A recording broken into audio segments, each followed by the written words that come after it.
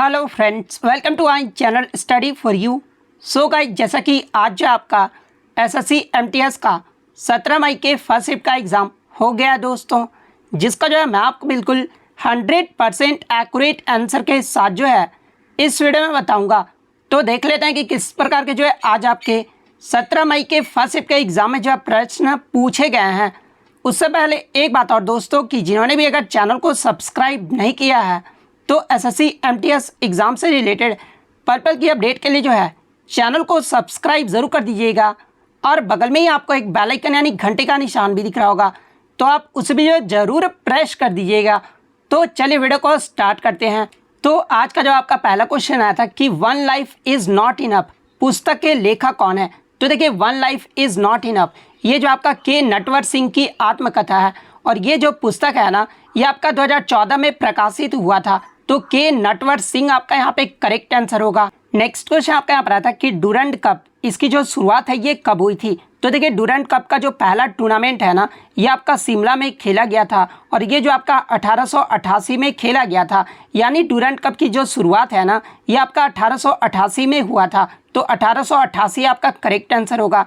इसके अलावा बात कर रही है, ये जो आपका डूरंड कप है ये किस खेल का टूर्नामेंट है। तो ये आपका एक फुटबॉल खेल का टूर्नामेंट है। तो ये फैक्ट भी आपको ध्यान में रखना है।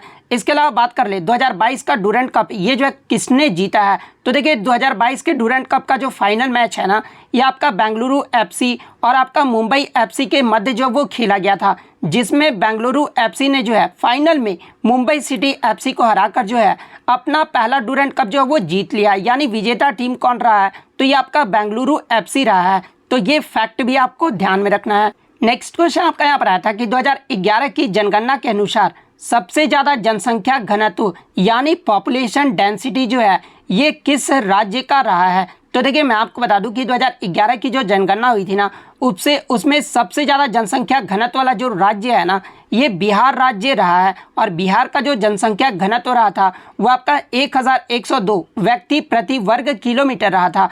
तो बिहार आपका यहाँ पे करेक्ट आंसर होगा। इसके अलावा बात कर ले सबसे कम अगर पूछा जाए जनसंख्या घनत्व वाला राज्य कौन सा रहा था। तो देखिए, सबसे कम जनसंख्या घनत्व वाला जो राज्य रहा था ना, ये अरुणाचल प्रदेश रहा था। और अरुणाचल प्रदेश का जनसंख्या घनत्व कितना रहा था, तो ये 17 व्यक्ति प्रति वर्ग किलोमीटर रहा था। तो ये फैक्ट भी आप ध्यान में रखिएगा। इसके अलावा अगर ओवरऑल बात कर ले, अगर पूछा जाए कि ओवरऑल में यानी यूटी और राज्य में जनसंख्या घनत्व जो है सबसे ज़्यादा किसका रहा था, तो ये आपका दिल्ली यूटी का रहा था। दिल्ली का जो आपका जनसंख्या घनत्व है ना, ये आपका 11,320 व्यक्ति प्रति वर्ग किलोमीटर रहा था। उसके बाद दूसरे स्थान पे जो आपका चंडीगढ़ रहा था। वहीं अगर भारत की बात कर ले, तो देखिए, भारत का जो जनसंख्या घनत्व है ना, ये 382 प्रति वर्ग किलोमीटर रहा था। तो ये फैक्ट भी आपको ध्यान में रखना है। नेक्स्ट क्वेश्चन आपका यहाँ पर आता कि which instrument is used to measure rainfall यानी वर्षा का जो मापन है ना, ये किस यंत्र का जो है वो प्रयोग किया जाता है। तो देखिए, वर्षा को मापने के लिए जो है ये आपका रेन गॉज का जो है प्रयोग किया जाता है। तो रेन गॉज आपका करेक्ट आंसर होगा। नेक्स्ट क्वेश्चन आपका यहाँ पर आता है कि राष्ट्रकूट वंश की स्थापना ये जो है किसने की थी। तो देखिए, 8वीं शताब्दी में जो है राष्ट्रकूट वंश की जो स्थापना है ना, ये दंती दुर्ग के द्वारा किया गया था। तो दंती दुर्ग आपका यहाँ पे करेक्ट आंसर होगा। नेक्स्ट क्वेश्चन आपका यहाँ पर आया था कि एक फोर्स जिसके कारण चलती हुई वस्तुएं यानी हवा और पानी का जो प्रवाह है ना, ये उत्तरी गोलार्ध में दाईं की ओर झुकता है, और दक्षिणी गोलार्ध में जो है ये आपका बाएं की ओर जो वो झुकता है। तो देखिए, मैं आपको बता दूं कि पृथ्वी के घूर्णन से उत्पन्न बल को जो है कोरियोलिसिस बल के रूप में जो है वो जाना जाता है। और ये जो आपका कोरियोलिसिस जो फोर्स होता है ना, ये उत्तरी गोलार्ध में दाएं दिशा में जो है और दक्षिणी गोलार्ध में जो है ये आपका बाईं ओर जो है हवा को विक्षेपित करता है। तो कोरियोलिसिस फोर्स आपका यहाँ पे करेक्ट आंसर होगा। नेक्स्ट क्वेश्चन आपका यहाँ पर आता कि मेलोडी क्वीन के नाम से ये जो है किसे जाना जाता है। तो देखिए, मेलोडी क्वीन के नाम से जो है ये लता मंगेशकर को जाना जाता है। इसके अलावा वॉइस ऑफ द मिलेनियम के नाम से भी जो है वो लता मंगेशकर को जाना जाता है। और लता मंगेशकर को भारत रत्न अवार्ड से कब सम्मानित किया गया था, तो ये आपका 2001 में सम्मानित किया गया था। इसके अलावा ठुमरी की रानी के रूप में जो है ये किसे जाना जाता है। तो देखिए, ठुमरी की रानी के रूप में जो है ये गिरिजा देवी को जाना जाता है। तो ये फैक्ट भी आपको ध्यान में रखना है। नेक्स्ट क्वेश्चन आपका यहाँ पर आता है कि वी सत्यनारायण शर्मा ये जो है किस शास्त्रीय नृत्य से संबंधित है। तो देखिए वेदांतम सत्यनारायण शर्मा का जो संबंध है ना ये कुचिपुड़ी शास्त्रीय नृत्य से है, तो कुचिपुड़ी आपका करेक्ट आंसर होगा। इसके अलावा बात कर ले कुचिपुड़ी ये जो है किस राज्य का शास्त्रीय नृत्य है, तो ये आपका आंध्र प्रदेश राज्य का शास्त्रीय नृत्य है। इसके अलावा वेदांतम सत्यनारायण शर्मा को जो है 1970 में भारत के चौथे सर्वोच्च नागरिक सम्मान पद्मश्री से जो वो सम्मानित किया गया था, तो ये फैक्ट भी आपको ध्यान में रखना है। नेक्स्ट क्वेश्चन आपका यहाँ पर आया था कि the study of cultivation of trees and subs is called, यानी पेड़ों और झाड़ियों की खेती के अध्ययन को जो है क्या कहा जाता है। तो देखिए पेड़ों और झाड़ियों की खेती के अध्ययन को जो है ये आपका एर्बोरिकल्चर यानी वृक्ष संवर्धन कहा जाता है, तो एर्बोरिकल्चर आपका करेक्ट आंसर होगा। नेक्स्ट क्वेश्चन आपका यहाँ पर आता है कि टोक्यो ओलंपिक 2020 में भारत ने जो है टोटल कितने पदक जीते थे। तो देखिए टोक्यो ओलंपिक 2020 में भारत ने जो है टोटल 7 पदक जीते थे, जिसमें 1 गोल्ड, 2 सिल्वर मेडल और 4 जो था वो आपका ब्रॉन्ज मेडल शामिल था, तो 7 आपका यहाँ पे करेक्ट आंसर होगा।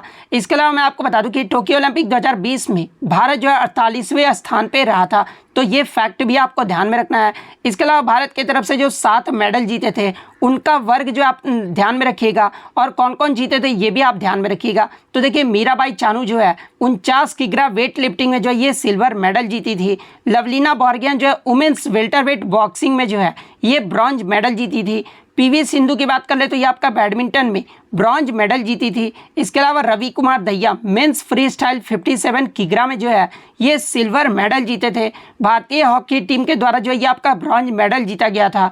बजरंग पूनिया ने जो है मेंस 65 किग्रा रेसलिंग में जो है ये ब्रॉन्ज मेडल जीते थे। नीरज चोपड़ा के द्वारा जो है मेंस जैवलिन थ्रो में गोल्ड मेडल जीता गया था, तो ये सारे फैक्ट जो है आपको ध्यान में रखना है। नेक्स्ट क्वेश्चन आपका यहाँ पर था कि what is the surcharge on cooperative society to be reduce from 12 to, यानी सहकारी समितियों पर सरचार्ज जो ये 12% से घटाकर जो है ये कितना प्रतिशत जो वो किया गया है। तो देखिए मैं आपको बता दूं कि किसी व्यक्ति का कुल आय अगर 1 करोड़ रुपए से लेकर 10 करोड़ रुपए के बीच में है, तो इसमें जो है बजट 2022-23 में आपका बताया गया है कि कोऑपरेटिव समितियों पर सरचार्ज जो होगा ना वो 12% से घटाकर ये जो है 7% कर दिया गया है, तो 7% आपका करेक्ट आंसर होगा। नेक्स्ट क्वेश्चन आपका यहाँ पर आता है कि सांस्कृतिक और शैक्षिक अधिकार ये जो है किस अनुच्छेद में वर्णित है। तो देखिए सांस्कृतिक और शैक्षिक अधिकार जो है ये आपका अनुच्छेद 29 से 30 में वर्णित है, तो अनुच्छेद 29 और 30 आपका करेक्ट आंसर होगा। नेक्स्ट क्वेश्चन आपका यहाँ पर आता है कि पाकिस्तान अफगानिस्तान ये जो है भारत के किस दिशा में स्थित है। तो देखिए पाकिस्तान और अफगानिस्तान ये जो 2 देश है ना ये भारत के उत्तर पश्चिम दिशा में स्थित है, तो नॉर्थ वेस्ट आपका यहाँ पे करेक्ट आंसर होगा। नेक्स्ट क्वेश्चन आपका यहाँ पर आता है कि मोतीलाल नेहरू, चितरंजन दास, सी राजगोपालचारी, आसिफ अली ये सब जो आपके प्रमुख जो नेता थे ना इन्होंने किस आंदोलन के दौरान अपनी जो वकालत है ना वो छोड़ दी थी। तो देखिए मैं आपको बता दूं कि मोतीलाल नेहरू, सी आर दास, सी राजगोपालचारी, आसिफ अली ये सब जो प्रमुख वकील थे ना इसने अपनी वकालत जो है असहयोग आंदोलन के दौरान जो वो छोड़ दिए थे, तो असहयोग आंदोलन आपका करेक्ट आंसर होगा। नेक्स्ट क्वेश्चन आपका यहाँ पर आता है कि कलिंग का वर्तमान समय में क्या नाम है। तो देखिए कलिंग का जो वर्तमान समय में नाम है ना ये आपका ओडिशा है, तो ओडिशा आपका यहाँ पे करेक्ट आंसर होगा। इसके अलावा मैं आपको बता दूं कि आधुनिक कलिंग राज्य जो है ये आपका ओडिशा और आंध्र प्रदेश के उत्तर में भी है, तो ये फैक्ट भी आपको ध्यान में रखना है।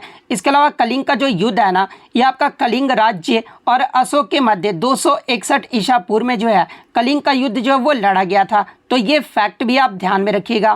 नेक्स्ट क्वेश्चन आपका यहाँ पर आता है कि 1875 में दक्कन का जो विद्रोह है ना ये कहाँ पर हुआ था। तो देखिए 1875 में मई और जून के महीने में जो है दक्कन का जो विद्रोह है ना ये आपका महाराष्ट्र के पुणे और सतारा जिलों में जो है ये आपका हुआ था, तो महाराष्ट्र आपका यहाँ पे करेक्ट आंसर होगा। इसके अलावा बात कर ले दक्कन विद्रोह का जो उद्देश्य क्या था, तो ये आपका साहूकारों के कब्जे, फरमानों और अन्य दस्तावेजों को जो है प्राप्त करना था और उसे जो वो नष्ट करना था, तो ये फैक्ट भी आप ध्यान में रखिएगा। नेक्स्ट क्वेश्चन आपका यहाँ पर आता है कि किस शैली के मंदिर के प्रवेश द्वार को जो है गोपुरम के रूप में भी जो वो जाना जाता है। तो देखिए ये जो आपके द्रविड़ शैली के जो मंदिर बने हुए होते थे ना उनमें जो है प्रवेश द्वार को जो है गोपुरम के रूप में जो है वो जाना जाता था, तो द्रविड़ शैली आपका यहाँ पे करेक्ट आंसर होगा। इसके अलावा बात कर ले द्रविड़ शैली ये जो है कहाँ की शैली है। तो देखिए ये जो आपका द्रविड़ शैली है ना ये आपका दक्षिण भारत की शैली है, तो ये फैक्ट भी आप ध्यान में रखिएगा। नेक्स्ट क्वेश्चन आपका यहाँ पर था कि national institute of Kathak dance यानी कथक का जो केंद्र है ना ये कहाँ पर स्थित है। तो देखिए national institute of Kathak dance ये जो आपका नई दिल्ली में स्थित है और इसे जो 1964 में स्थापित किया गया था। तो नई दिल्ली आपका करेक्ट आंसर होगा। इसके अलावा मैं आपको बता दूं कि भारतीय शास्त्रीय नृत्य का राष्ट्रीय जो संस्थान है ना ये भी आपका नई दिल्ली में स्थित है। तो ये फैक्ट भी आपको ध्यान में रखना है। नेक्स्ट क्वेश्चन आपका यहाँ पर आता है कि उगादी ये जो है किस हिंदू माह में मनाया जाता है। तो देखिए उगादी जो पर्व है ना ये आपका चैत्र माह यानी अप्रैल के महीने में मनाया जाता है। तो चैत्र माह आपका यहाँ पे करेक्ट आंसर होगा। इसके अलावा मैं आपको बता दूं कि उगादी जो उत्सव है ना ये आपका दक्षिण भारत में नए साल के रूप में जो है इस उगादी त्यौहार को जो है वो मनाया जाता है। और ये जो आपका उगादी त्यौहार है ना ये मुख्य रूप से आंध्र प्रदेश, कर्नाटक और तेलंगाना राज्य में जो है ये मनाया जाता है। तो ये फैक्ट भी आप ध्यान में रखिएगा। नेक्स्ट क्वेश्चन आपका यहाँ पर आता है कि भारत में बेटियों के लिए संपत्ति में जो अधिकार के लिए किस अधिनियम में जो है ये संशोधन किया गया था।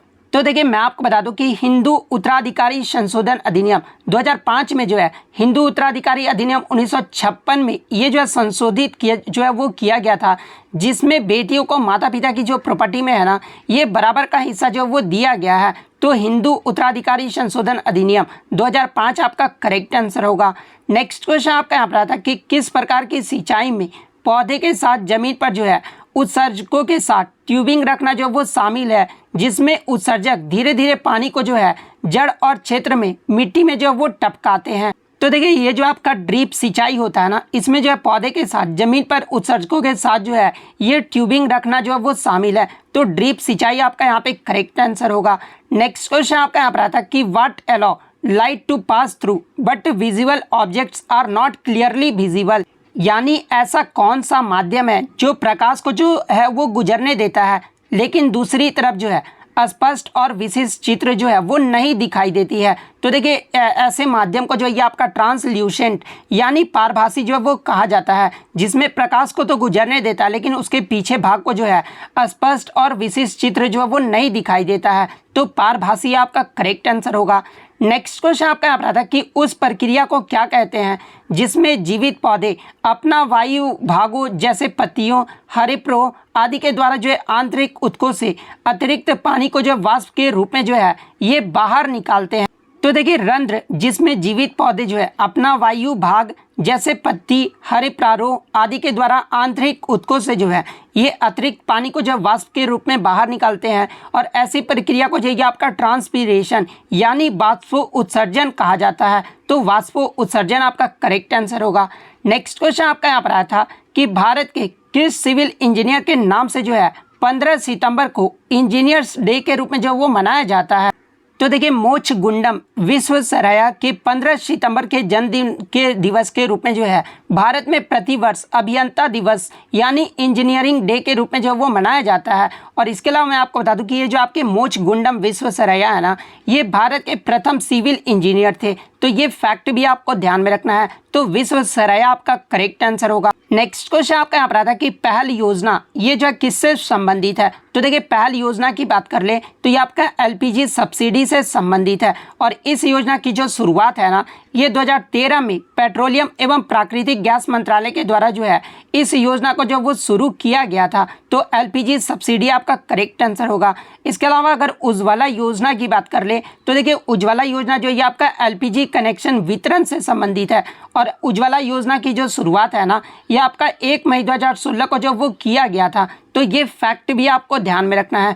तो इतने क्वेश्चन जो है आज मुझे बच्चों के द्वारा मिले हैं जो कि 100% रियल और ऑथेंटिक है। तो अगर वीडियो अच्छी लगी हो तो वीडियो को जो है लाइक ज़रूर कर दीजिएगा और इसी तरह रियल एनालिसिस पाने के लिए जो है चैनल को सब्सक्राइब ज़रूर कर दीजिएगा। तो मिलते हैं नेक्स्ट वीडियो में, तब तक thank you, all the best.